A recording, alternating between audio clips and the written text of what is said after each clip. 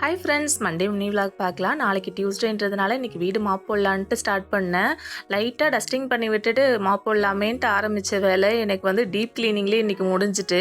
நான் எப்படி நினைப்பேன்னா, வீடு எப்போவுமே க்ளீனாக எடுத்த பொருள் எடுத்த இடத்துல இருக்கணும், அந்த மாதிரி தான் நினைப்பேன். ஒர்க்குக்கு போனப்போ கூட எனக்கு வீடு வந்து க்ளீன் பண்ணி வச்சேன்னா அப்படியே இருக்கணும் அப்படின்னு தான் நினைப்பேன்.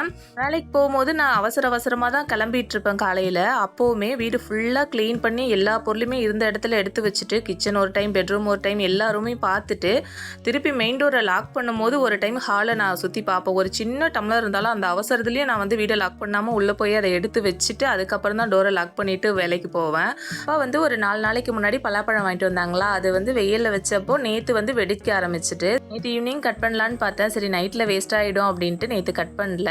அதை கட் பண்ணிக்கிட்டு இருக்கப்பவே கருவாடு ஒரு அம்மா வித்துட்டு வந்தாங்களா, அது சரி இன்னைக்கு நைட்டு அந்த பலாக்கொட்டையை பார்த்ததுமே எனக்கு கருவாட்டு குழம்பு வைக்கணும்னு ஆசை வந்துட்டு அதனால் வாங்கிட்டேன். நைட்டு ரைஸ் வேணாங்கிறவங்களுக்கு இட்லி பண்ணி கொடுத்துக்க வேண்டியதான். ஆனால் நான் வந்து கருவாட்டு குழம்பு வைக்காமல் விட மாட்டேன் நைட்டு.